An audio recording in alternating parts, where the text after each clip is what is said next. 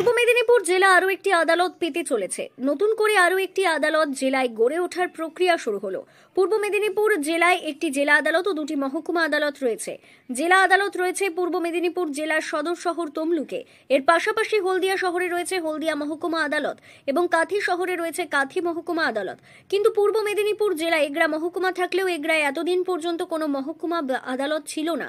এবার জেলায় এগরা মহকুমা আদালত গড়ে উঠবে, শুরু হয়েছে প্রক্রিয়া। এগরা মহকুমাবাসীর দীর্ঘ প্রতীক্ষার অবশেষে অবসান হতে চলেছে।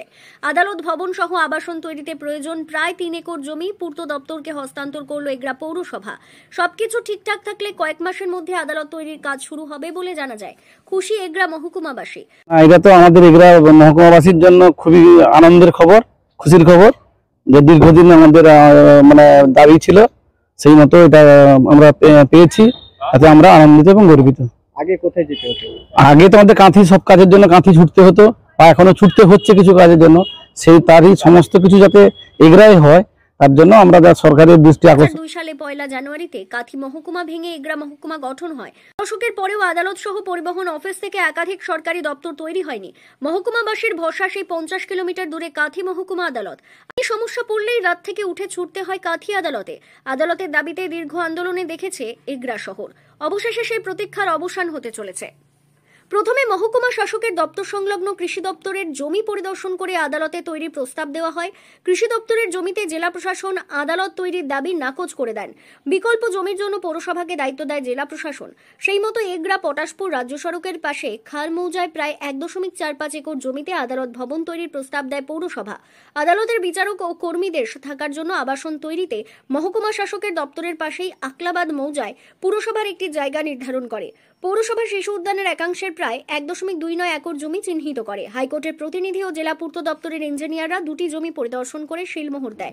দেখুন, আমরা তো দীর্ঘদিন ধরে এই মহকুমা আদালত হওয়ার জন্য আমরা আন্দোলন করে আসছি, এবং সেই আন্দোলনের ফলস্বরূপে আজকে এই যে স্পট ফিক্সেশন হয়েছে, এবং প্রায় একটা হওয়ার মুখে আমরা এগরা মহকুমাবাসী আমরা খুবই খুশি। এবং এগরা পৌরপ্রধান স্বপন নায়ক বলেন, আদালত তৈরির জন্য আদালত ছাড়পত্র দিয়েছে।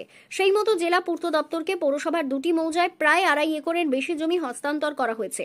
অর্থ বরাদ্দ হলেই কাজ শুরু হয়ে যাবে। এগরা পৌরসভা খার ও আকালাবাদ মৌজায় প্রায় 2.74 একর জমি জেলা পূর্ত দপ্তরকে হস্তান্তর করে। জমি হস্তান্তরের পরেই প্রকল্প খাতে খরচ ও নকশা সংক্রান্ত কাজের তদারকি শুরু হয়েছে। আদালত ও আবাসন তৈরির পাশাপাশি এগরাতে একটি সার্কিট হাউস তৈরির পরিকল্পনা রয়েছে। প্রকল্প বাবদ অর্থ বরাদ্দ হলে আগামী কয়েক মাসের মধ্যে মাথা তুলে দাঁড়াবে এগরা মহকুমা আদালত।